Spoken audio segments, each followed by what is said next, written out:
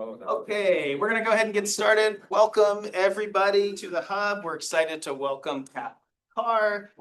She is the founder of Vitamin C Creative, proud William and Mary alum that we were able to snag. She's here for William and Mary weekend, William and Mary Women's Weekend, and we were able to get her because of that. She's from the West Coast. She'll talk a little bit about that as we go through her talk. She's led teams at Microsoft, Cranium, Hasbro, Haiku Deck, just to name a few. And with her own firm, with Vitamin C Creative, she's worked with brands like Brooks Running, Vimeo, Danaher. Fun fact, my roommate worked for Danaher. To unlock creative inspiration and build enduring brands. Things I'm really curious to learn more about today. I will be in the back taking notes. Her title for this talk is Finding the Emotional Focal Point of Your Brand. And I want everybody to be thinking broadly about brand. It doesn't need to be a big company, could be your brand. I'm going to be thinking about the brand of the Hub as I'm listening.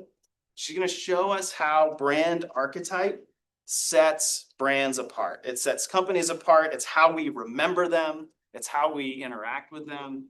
And we're going to learn how to apply that. So this is not just learning about it. We're going to be thinking about how we can use it ourselves. 3 takeaways I want you to have in mind and be listening for as the talk unfolds. First, why emotional connection actually matters. That'll be one thing I want you to listen for.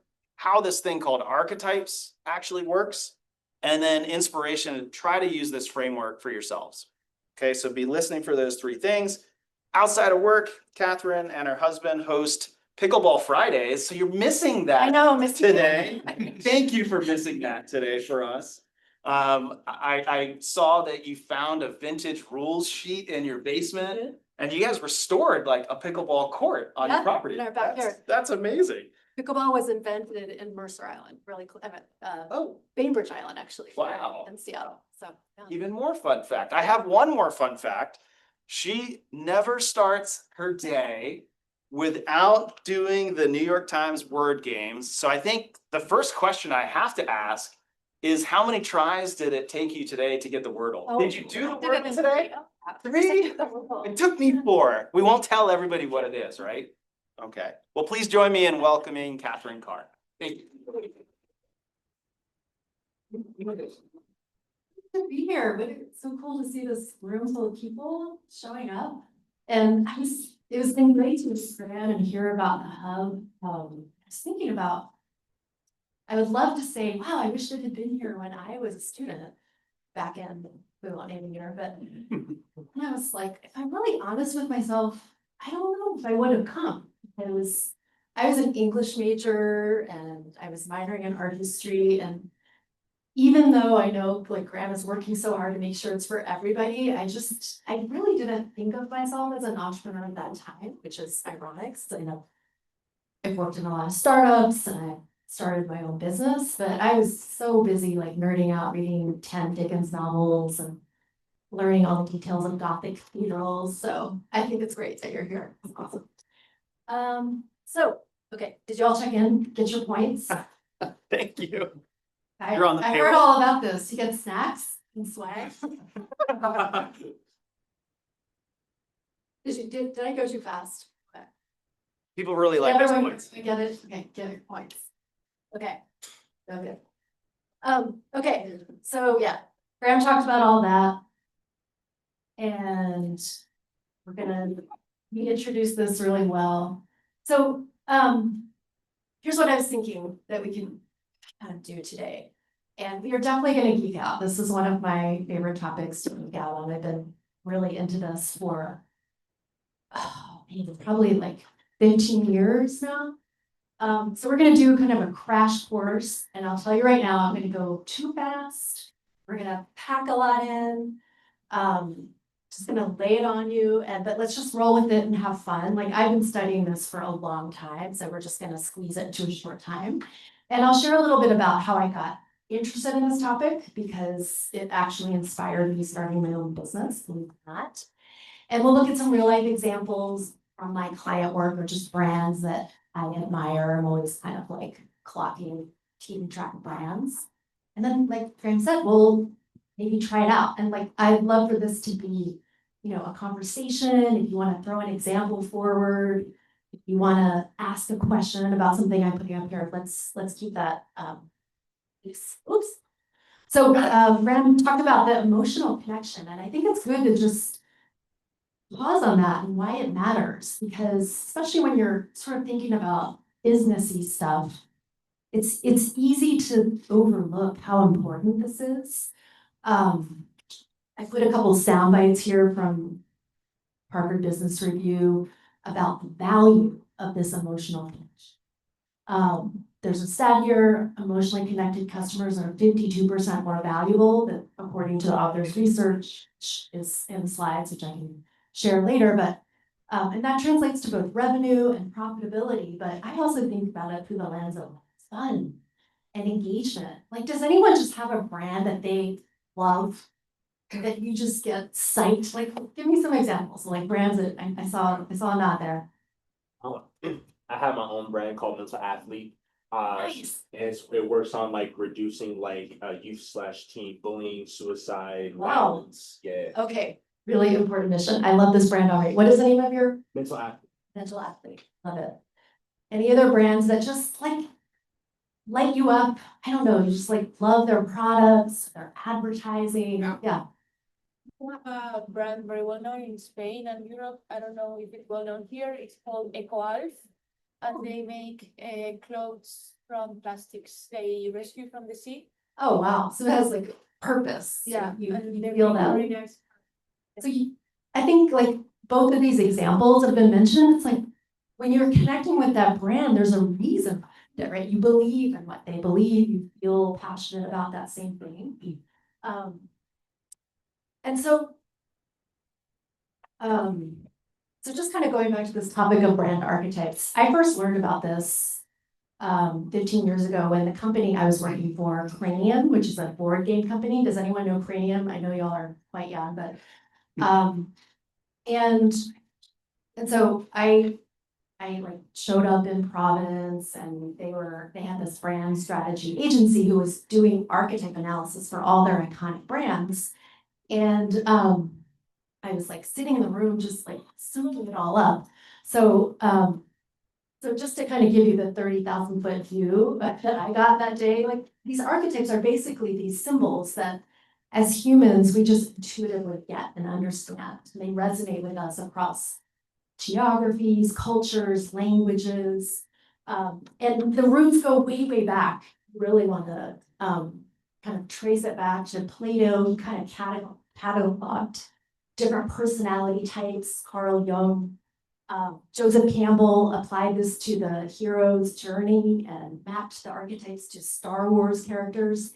And then like 25 years ago, this book came out, The Hero and the Outlaw, which takes this theory and applies it to brands. Pretty interesting. So, doing the wrong way. Okay, so when I was sitting there in the conference room, they put up a slide like this. Now I didn't make this. It's pretty, right? And in this framework, there's 12 archetypes, and I'm going to respect all of your intelligence. We're not going to go deep on each one. Again, remember they're intuitive, so we'll just kind of like get them out there. There's innocent, sage, explorer, outlaw, magician, hero, lover, jester, everyman. I call this every person, caregiver, ruler, and creator.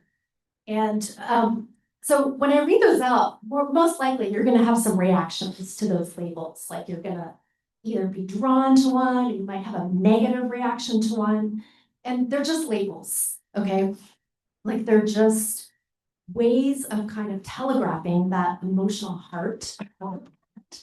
And you can think of some of these iconic brands that are shown on the slide, like Disney, the magician. Just think about like the whole imagery and that experience, the castle, the magic.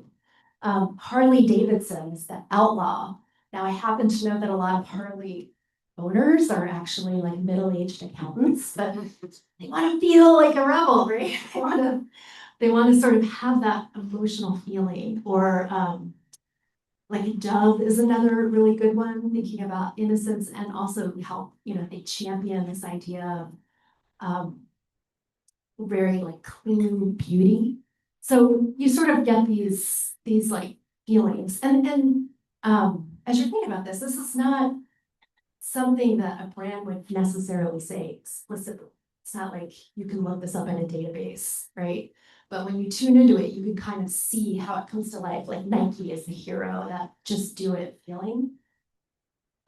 So I'm sitting there and they start kind of categorizing all the different Hasbro brands, which like Monopoly is the ruler, or G.I. Joe is the hero.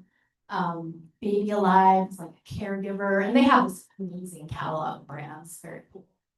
And then they sort of put a cranium, which I spent 8 years pouring my blood, sweat, and tears into, and they put it as a gesture.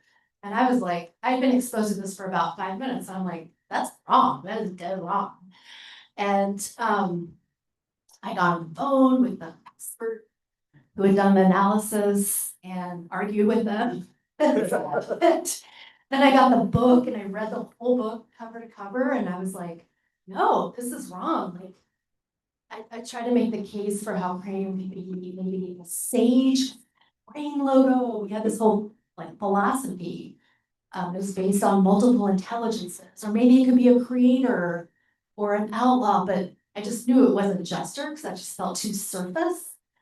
And Hasbro was a pretty hierarchical culture, maybe a ruler culture, you might say. So this got kind of escalated to my boss's boss, and he decided that cranium was a jester. And I decided that my future was founding Vitamin C Creative.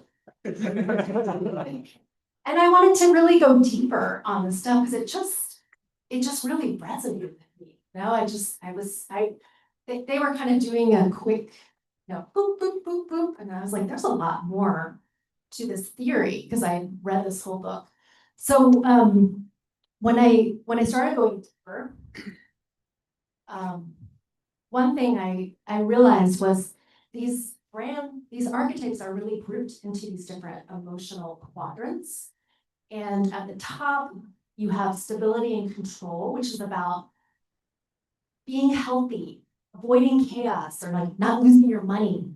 So they help people feel safe. And then the opposing pole to that is risk and mastery, which is all about achieving and fighting those fears of being powerless. And then left to right, you have belonging and enjoyment on one side, which is about community, not being abandoned or exiled. And then on the right side is independence and fulfillment, which is really finding happiness, discovering yourself, finding freedom. And this gets overlooked. Has anyone like seen or encountered brand archetypes before? I found that usually people just kind of show that slide like I showed at first, where it's just, here they are. And this, I think this is actually really important because you have to really think about that, like that deep purpose that you have. And then when you kind of layer on the different archetypes in this type of model, they start to, it brings it a little bit more into order and focus. So these are all materials that I have created over time. I've been a little bit entrepreneurial about this because I think most of the materials don't really tell the story very well. And so you can kind of take one of these quadrants, for example, like let's look at the yellow one. So all three of these archetypes are like pointing to that same root of helping people feel that they belong to something, but they do it in different ways. So the jester would do it through like laughter and fun and like living in the moment. And that every person is all about keeping it real, democratization, inclusion, including everyone. And the lover is more about sparking the senses, tapping into that sort of sensory aspect. So it's like same emotional root, but different vibes. Does that make sense? All right, so when I started learning about this model, I was instantly just drawn to the creator. Like I just felt, I knew that was right for me in terms of my own personal brand, but I did not like, I did not like the stability and control business. That didn't feel, it felt uncomfortable. Like, it's sort of, maybe a little bit less sexy or exciting than risk and mastery, which I can tell you right now, every startup in Seattle wants to be risk and mastery. But what's cool about this model is each one, like we're just looking at the labels, but when you really go deeper, there's a lot of depth to each one. And when I really thought about it, was like, this is actually what I love to do, and it makes sense. Like I love bringing brands into order and focus and giving them a framework to build on that makes it kind of clear what the guidelines, the rules are. It's kind of about stability and control. You know, when I see a brand that's so super chaotic, messy, all over the place, I feel that in my bones. I don't like it. And if I think about like the core desire, I do want to create things that are enduring value. I want to help clients give form to their vision. They often sort of have this idea, and my work helps them, you know, bring it into focus. So the more I sort of went deep, I realized definitely this is the right archetype for me. And actually stability and control does make sense. Just had to think about it a different way. And all of the archetypes have this, you know, this kind of level of depth.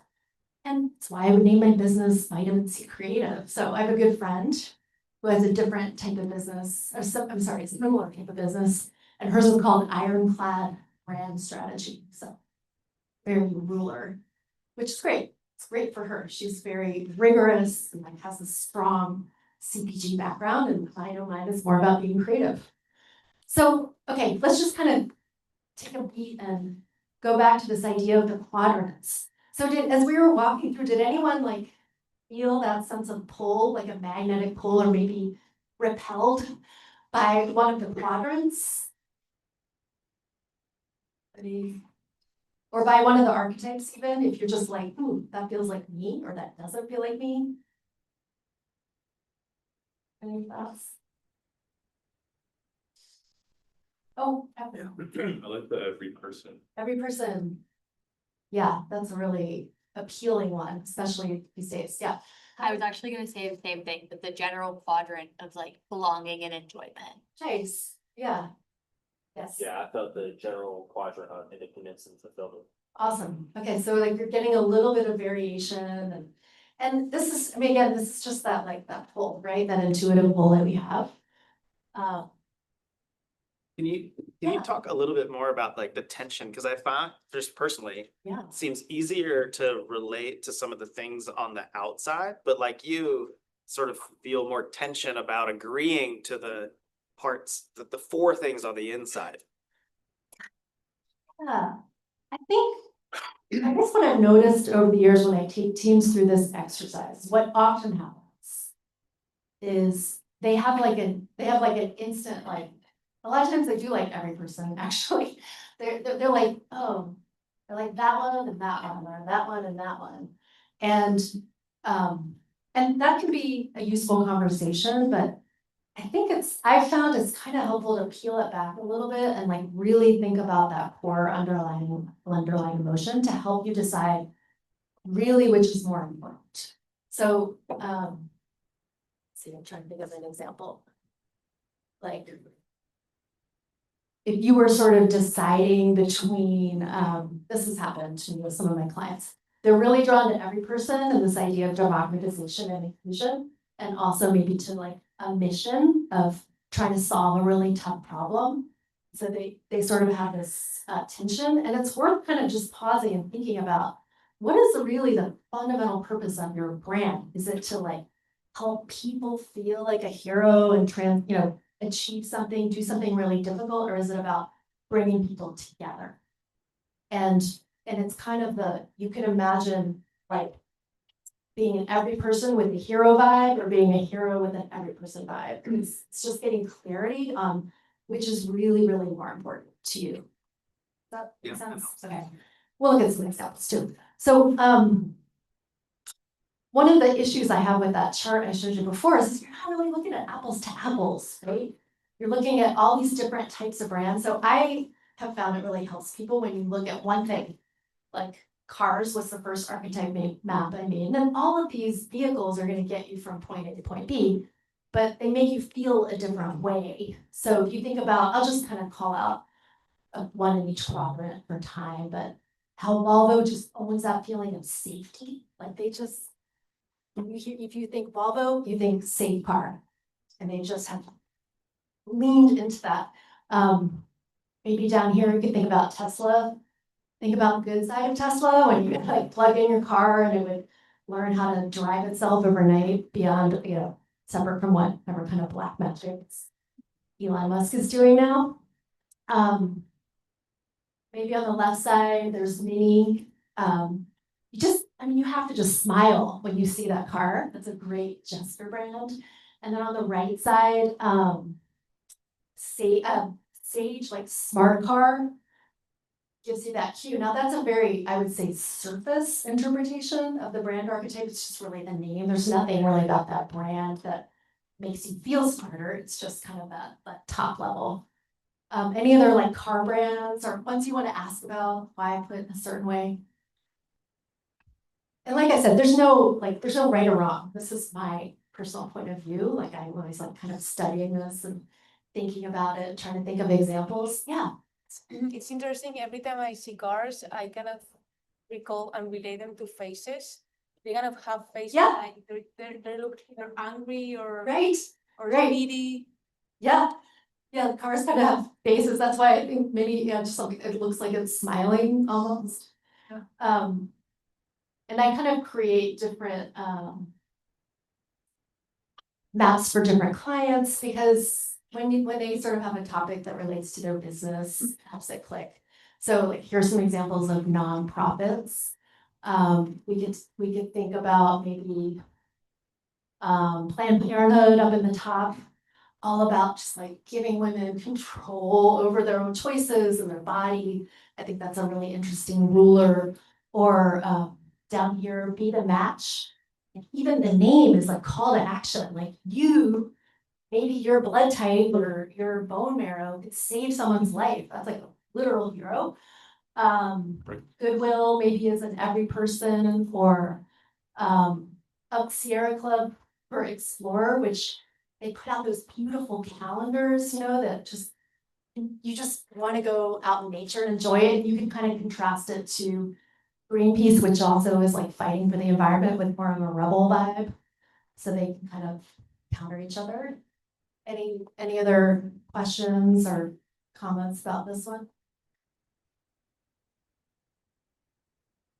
Here's B2B brands. So I noticed in my work a lot of times that like people almost kind of think, well, if you're doing B2B, you don't really need to worry about this stuff. But I think emotion is just as important because you're still people that's buying from you. And I can definitely tell you, having worked with a lot of B2B and tech brands, it's pretty easy to fall into this kind of homogenous language where you're transforming something or improving outcomes, or now it's like AI powered or agentic XYZ, like it all kind of starts to sound and feel the same. And so it's kind of interesting to think about how even in this space, brands kind of tap into this to stand out, do something different. So like Vimeo, I've done a little bit of work with them, but they have this great sort of creator identity that is a good counterpoint to YouTube, which is like everyone, right? Everybody, every video ever created versus the more curated experience you get with Vimeo. Slack, one of my favorite Rebel brands. I don't even know if they're Rebel anymore, but when they launched, they just were like completely disrupting the way people communicate. Just naming a work tool Slack is a pretty Rebel move, right? Gong is a really fun one. It's a serious enterprise revenue platform, but they have this very irreverent personality. Their website's super fun. And then Zendesk for Innocent gives you that feeling of like, very calm, everything's under control, that innocent feeling. All right. I did a special one for you guys, which is college mascots. This is fun, but fun to kind of think about how those show up. So let's see, like ruler. It's the Old Dominion monarchs. Like they have a lion wearing a crown that's super ruler. Down for hero, the Carlton Knights, very on the nose there. Or the Sweetbriar Vixens for lover. And then my home state, Washington Huskies for explorer, like you kind of looking out to the Arctic Circle or something. So any other mascots? I have to ask, what do you guys think about the griffin? I've not got my head fully around the griffin yet, but Where would you put that? yeah, where would you all? Or where would you all? Yeah. What do you think? I think off face value, you would put it with hero, but that's not really our mascot. Like our mascot is tribe. They just had to change it because it was Yes. problematic. To which I would put tribe in like every person. Yeah, I think I would choose. Sorry, that was very loud.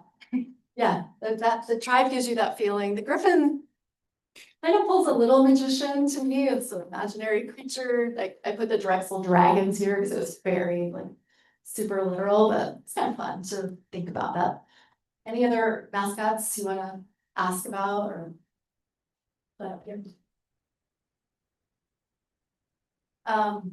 Okay, so let's go, if we go back to the cranium problem.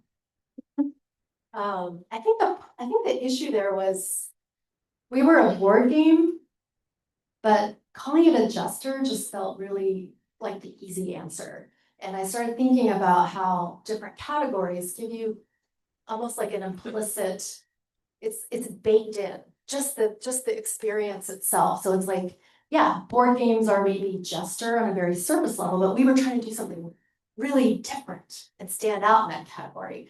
So I just started, I think when I take teams through this, I try to have them really start here and think about the category that they're playing in and what does that kind of give you for free? And then do you want to like double down on that? Or do you want to stand out and do something a little bit different? So we think about art supplies as a creator or luxurious chocolates and lover or eco-friendly products and innocent or literally every health and beauty product I've ever bought as a magician, where you just like, this is gonna be the one that's gonna work. So it's good to just sort of think about that, you know. What is really baked in? Does anyone like have an example they wanna, something you're working on, maybe we'll sort of think about the category? I was thinking about the entrepreneurial hub. What do you think, Graham? Yeah, I've been thinking about that a lot. I have maybe a question before that though, Okay, about expected versus wanted. Yeah. Because your story about cranium is like, you wanted to put it Yes. somewhere. yes, And how do you reconcile that with like, there are just some expected sort of more Yeah. obvious placements? Cause like, I want to put us somewhere, but I'm curious what the room thinks about where we would go. anybody wanna comment on that? I mean, in my book, it's a lot more interesting to do something wanted than expected, Yeah, right? yeah. Because like at Cranium, we were trying to turn the whole board game experience on its head. We did something really differently. So it's almost like you don't get credit for that if you don't kind of claim that territory. So let's take a look maybe at a client example. So this was a startup I was working with that focuses on kids, mental health for kids and young adults in the tech space. And they had some kind of emerging competitors we were keeping an eye on. And when we mapped out their archetypes, they were covering kind of a lot of the territory. So I would say in the mental health space, caregiver is almost the expected, right? You're caring for someone. And there was this company, Bend, you can't tell from the name, but that's how they were positioning themselves. And then there was this cool emerging brand, Little Otter, that was all about like making therapy together time and fun and playful. So that was a very lover experience. And there was Brightline, which gives you that feeling of simplicity and purity. And then there was a brand called Cerebral, which is promising, very data-driven. And what we sort of identified in this case was like this whole, look at all this white space, right? Nothing was happening there. And what was really cool is when I talked to the team, like they were so passionate about this cause. And they were really, they talked about just rising to the challenge and solving this really tough problem, figuring out, cracking the code on getting your prescription right the first time without trial and error. And they were very, very into what they were doing. And when we talked to their customers, a shockingly high percentage of them credited the team with like saving their kid's life. Like, that is a literal hero. And they were, I think a lot of teams sometimes are like a little bit wary of the hero. It feels sort of too main character energy or something, like it's too arrogant. But it was really justified, and it's like, hey, kids needed a hero. Like they need a team to solve this really tough problem. So it actually felt exactly right for them once we did that analysis. And we looked, as we went through the process, we looked at, I take teams through this exercise where we map out kind of the message of how they're showing up before we kind of refocus the brand and look at the language that they use. So they did have a lot that was resonating in the hero, but they also had stuff that was kind of all over the map, which is very, very common. And also sort of intersecting with where some of their competitors were. So this helped us get more focused about that. And sometimes this kind of goes to what you were talking about, Graham, but sometimes when I take a team through this, I did a pro bono workshop with a nonprofit who focuses on social justice and like trying to break the cycle of incarceration for teens already struggling. And so their organization was Teen Child. And when I did all that analysis, the prep ahead of time, I was like, oh, it's so caregiver, like the name, the logo, all their messaging was really in that space. And then when we went through the archetypes, the CEO was like, this is what we're doing. We are trying to take down a broken system. And she was so intent on it. And so it just pointed out that there was a complete mismatch between their passion and their vision and like how they were going about it. So we had to sort of totally refocus the brand. Honestly, they probably should do a new logo and a new name if they wanted to show up like that as this, break this broken system. Like here's another example, a team that worked in improvement science, which is kind of SAGE. It's a very quantitative, using data to like measure improvements and change. And I think they wanted to be something different. They wanted to be a catalyst to help really tough businesses like education and healthcare, like tough systems, to really transform them using their methods. So we went for the magician or the catalyst, as we called it. So when you can look through other lenses if you want to try this out for your own work. You can.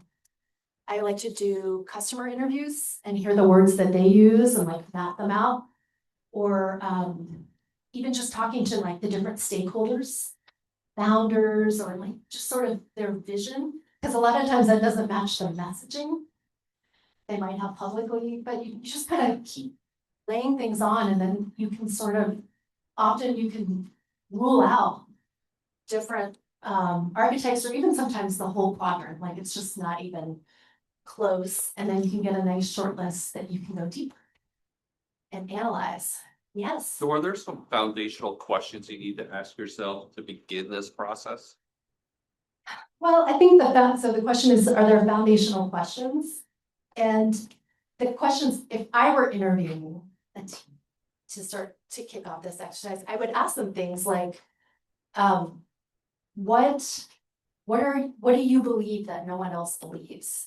Or what, if you really envision what you want your brand to stand for, what would that look like? Why did you found this company? What are you trying to change? Like, just get people sort of thinking and talking about it. And that will get, that starts to sort of point you maybe towards a shorter list. But just getting like really thinking through that process. What are you trying to do? Why are you doing this? Why does it matter? What kind of change do you want to see in the world? It's not like there's a prescribed list, but those are some questions. Yes. Are the borders in between the like large sections intentional? Like it makes sense that stability and control and risk and mastery, they don't border each other. But is it like my brand could be positioned in between belonging, enjoyment, and risk and mastery? Or is it more likely for one to bleed into another like that? Or- Yeah, I try to keep things. I think when we were talking about like, and that's why I use the color in this way, is they all have that kind of shared emotional core about achievement. You're just doing it in different ways, so it helps you sort of stay focused. Now, there are some times where things do kind of bleed a little bit, which is interesting, like rebel to explorer, like we sometimes explorer can like almost feel a little bit more of that rebel type of energy. So there are some nuances. I used to let teams, when I would do this, I would let them, they'd be like, okay, we want to be a sage ruler. And I'd be like, okay, great, we'll map that out. And over time, I'm like, no, it's really better when you just choose one and have that clarity and intention. And then if there's like another archetype that you're sort of drawn to, maybe you bring that in and how you show up. Because there is kind of an art, we don't really have time to go into today, but there's an art to like bringing that archetype to life in a way that doesn't feel stereotypical or one-dimensional. So in the case of Blackbird Health, which we talked about, we didn't want it to feel arrogant, right? We wanted to make sure that they were being a hero on behalf of these kids who were struggling, and that it motivated their team to remember their purpose and why they were here. Yeah. Catherine, have you run into a company that has very diverse customer segments in which they communicate to those different customer segments differently? Oh, yes. Definitely. Okay. So I still think the question is about whether customers have diverse customer segments and if you need to communicate them differently. Yes, but in my mind, a well-structured brand, it's still gonna all ladder up to the same emotional core. So you might use different language or nuance or emphasize different things, but it should all be going up to the same place. And the other thing about the archetypes is we sort of go naturally to advertising and messaging, but like really strong brands, really well-crafted brands, this flows through everything. Your culture, your space that you're working in, all the details, how you deliver service, what products you make. And it's pretty rare that companies do it at that level. Cranium, the company that I worked with, we really did. And it's a pretty rare and special thing, and we weren't,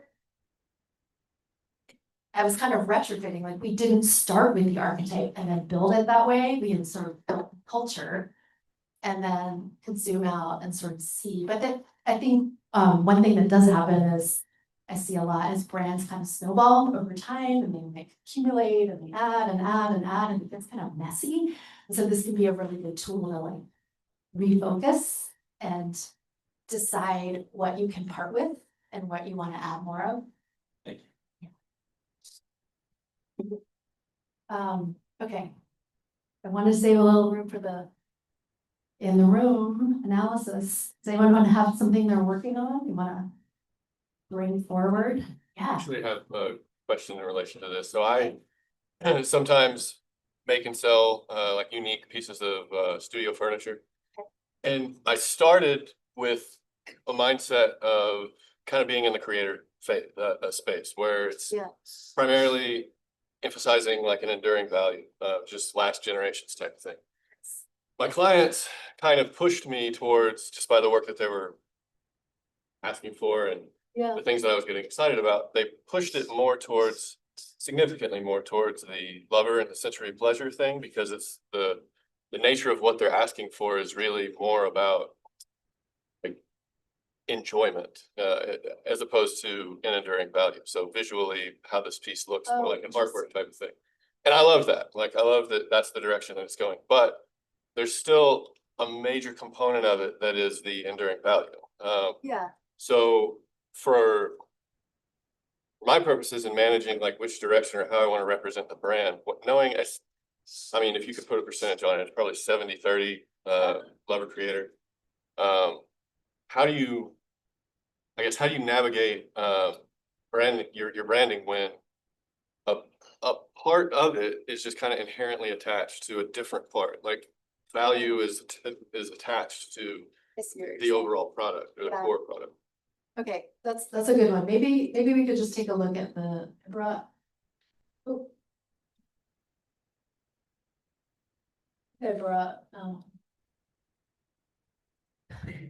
So you're asking kind of a complex question and a really good one, which is if you feel like you sort of start out with a certain intention, but your market is maybe showing you demand in another area.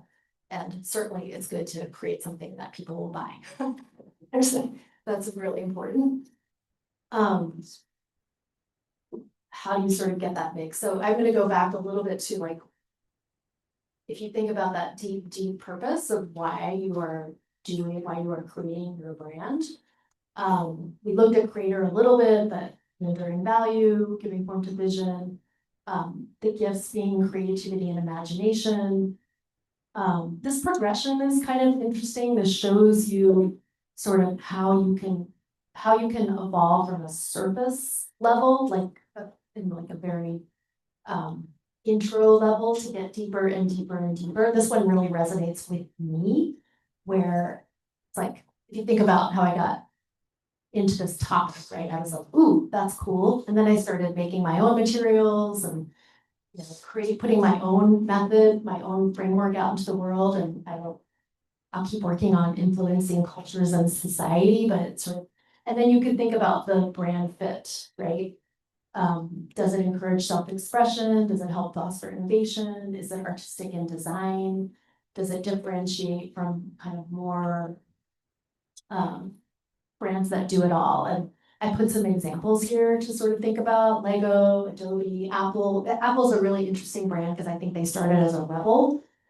If anyone's ever seen that Think Different ad, and over time it's kind of hard to keep that rebel. Like, you can't always be disrupting everything. You sometimes mature, and I think of them as a creator brand.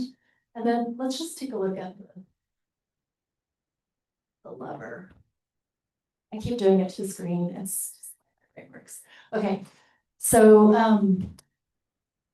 Lover brand is super interesting as well. So like, you can look at some different labels. Like, again, you don't get too hung up on the labels, but it could be the connoisseur, the sensualist, this idea of sensual pleasure, being in a relationship with work experiences, surroundings they love.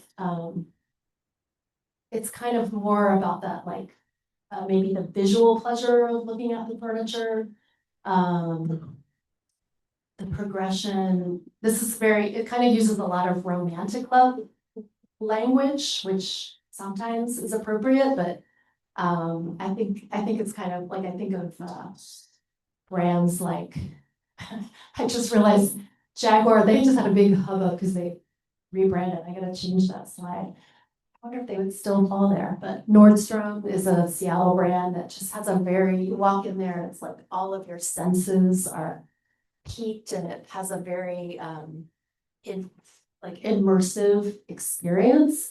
So let's look at the brand fit: helping people find love and friendship,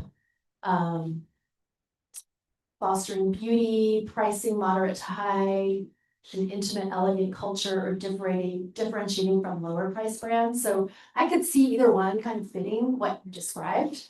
And I think I would try to maybe just like really think about like, if you feel like you are called to deliver enduring value, I think it's okay to like keep that at the root of your brand, and know that the way that your customers perceive that value is maybe in like the beautiful design that you're creating.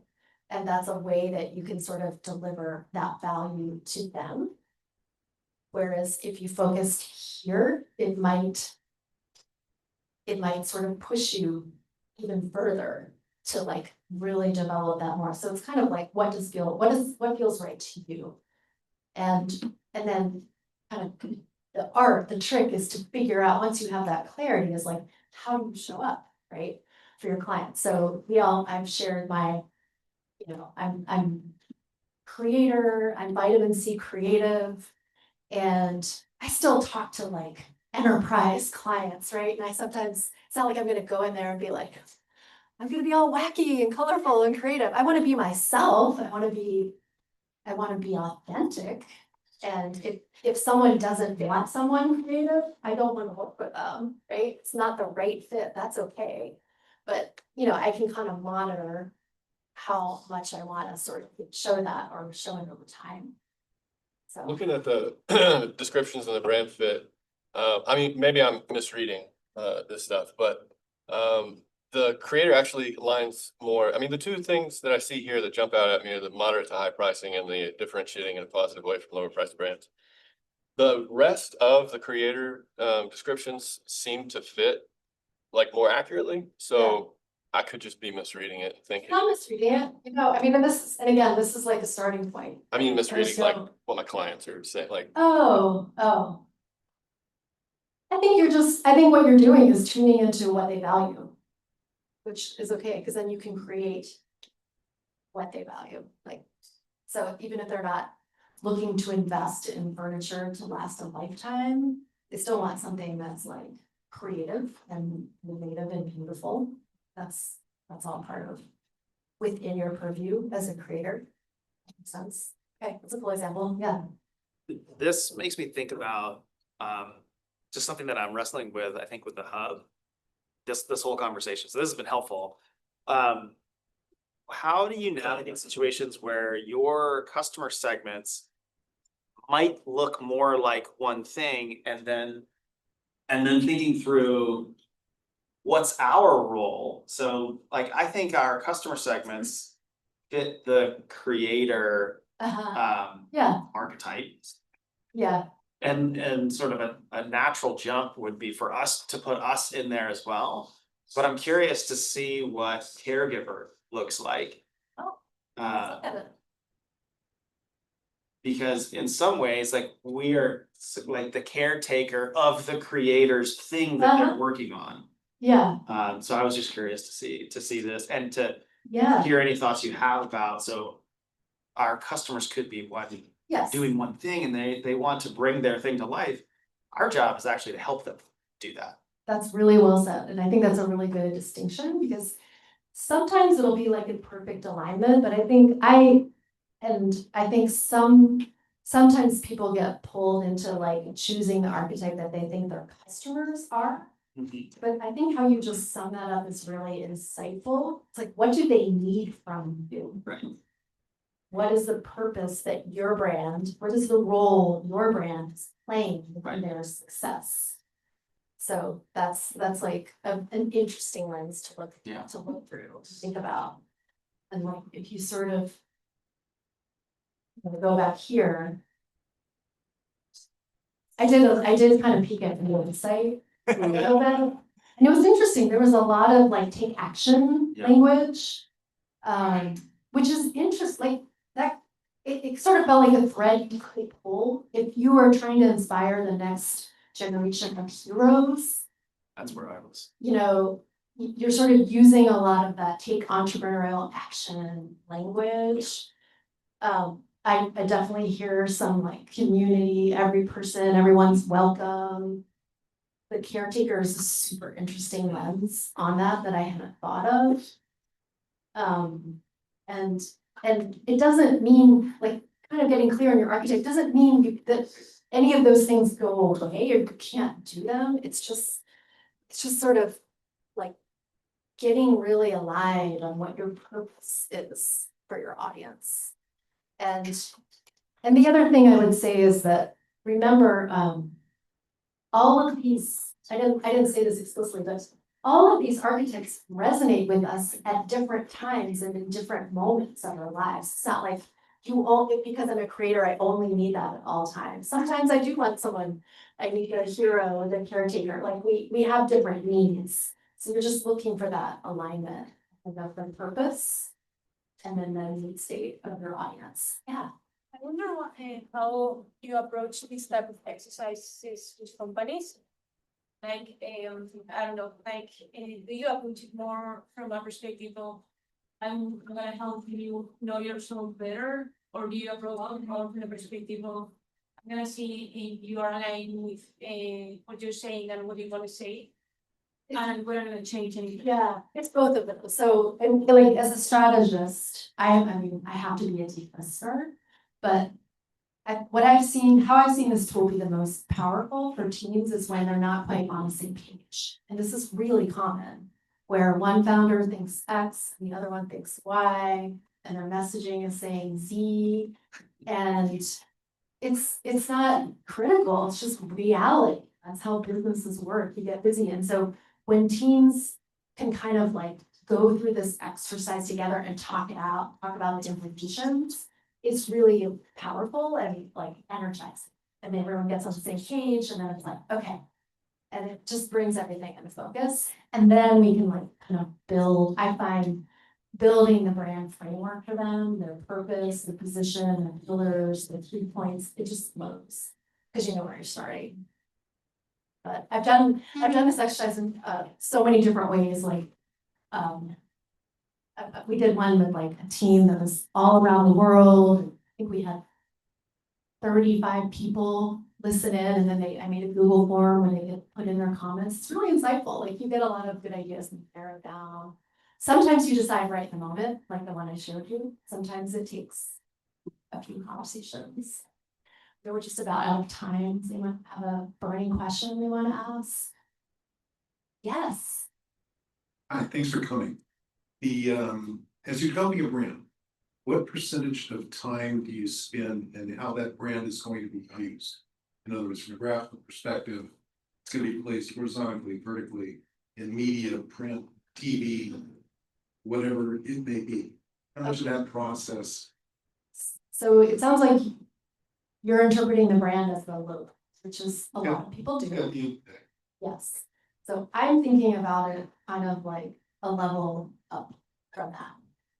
Like getting these foundational things in place and that clarity about what the purpose of the brand is, what its personality is. Ideally, that happens before that logo is created. A lot of times the logo already exists and you're like building that depth of what the logo stands for after. But so that to me would come, in the ideal world, you would sort of think through this, you get that clarity, you have a framework, and then you consider, what does that logo need to express? What should it look like? And then you have to take all of those practical considerations into consideration. Well, I know we've gotten to time. Some of you may have to run to class, so I want to take the pressure off of you getting up while we're still talking. We're gonna wrap up, but I think you can stick around maybe for a I few can minutes. definitely, yeah. If you want to meet Catherine, don't run off. I'm sure she would be happy to connect with you. But Okay. I just want to take a moment and say thank you so much for sharing this with us.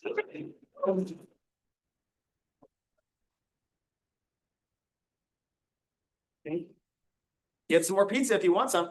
Yeah. She got it. And I Next. So if you're. Also, if you forgot to check in, QR code is up, so make sure you guys check in at that point.